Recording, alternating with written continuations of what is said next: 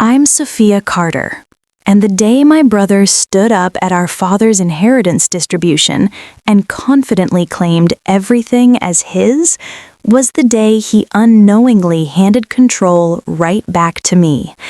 But to understand why I smiled instead of arguing, you need to understand my brother. Daniel Carter was older by 4 years, louder, more confident, the kind of man who shook hands too firmly and spoke before thinking. Growing up, he was Dad's legacy. I was Dad's helper. Daniel got business internships.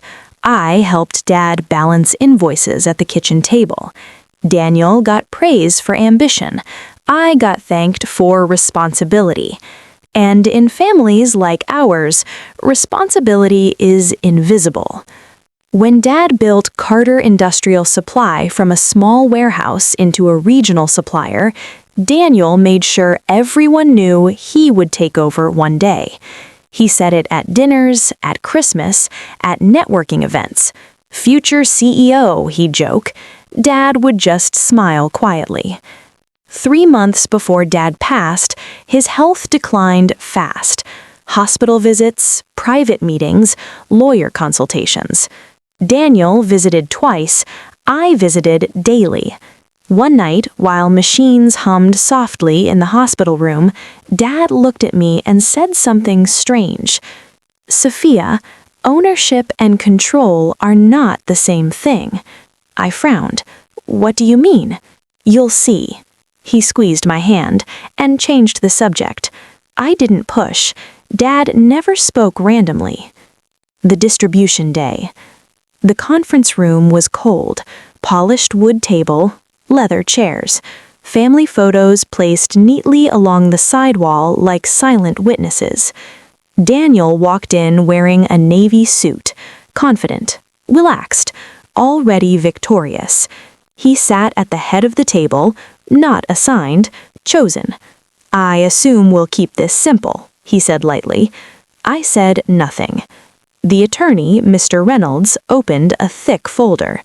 As per Mr. Carter's last testament, Daniel leaned back comfortably. Primary residence, investment accounts, vehicles, art pieces, standard distributions. Then came the company. Carter Industrial Supply ownership will be divided as follows. Daniel interrupted. "There's no need to overcomplicate it. I've already been managing operations." Mr. Reynolds cleared his throat. "I'll continue. 51% controlling shares will remain under Carter Strategic Holdings." Daniel frowned. "That's the parent entity." "Yes. And who controls it?" The attorney adjusted his glasses. "Sophia Carter." Silence. Absolute silence. Daniel laughed. "Very funny." Mr. Reynolds slid the document across the table. Signed, notarized, stamped. 3 months ago. Daniel's smile faded slowly. "This has to be outdated." "It is the most recent filing." I remained still, calm, composed. Daniel looked at me like I had betrayed him. "You manipulated him." There it was, the accusation insecure people always use when they lose power. "I sat with him," I replied quietly. "I never asked for anything." Mr. Reynolds continued. "Daniel Carter will receive 49% equity and profit distributions. However, operational authority and executive voting control rest with Sophia Carter." Daniel's face flushed. "That makes no sense. I've been running operations." "Operations," I said softly, "are not ownership." He stood abruptly. "This is ridiculous." But anger doesn't change paperwork. What he didn't know. 6 months earlier, Dad had discovered something. Debt. Hidden. Daniel had leveraged company credit lines to fund a risky expansion project without board approval. It hadn't collapsed yet, but it was unstable. Dad saw the risk, and he adjusted accordingly. Control wasn't about favoritism, it was about protection. Daniel paced the room. "You're not qualified." I looked at him evenly. I have a master's in finance. I've been reviewing quarterly reports for 2 years. His expression shifted. You've been spying on me? No, I've been protecting Dad. That hurt him, because deep down, he knew he hadn't been present. The final clause. Mr. Reynolds spoke again. There is one additional condition. Daniel exhaled sharply. What now? In the event of hostile dispute or attempted forced takeover, full controlling authority transfers permanently to Sophia Carter with no contest rights. Daniel stared at the paper, then at me. You planned this. No, I said calmly.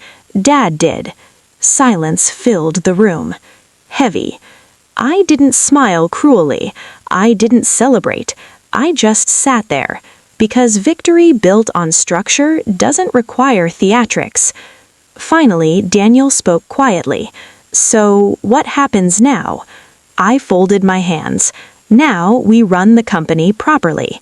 And if I refuse, you can keep your 49%, but you don't get to control something you didn't protect. For the first time in our lives, Daniel had no argument.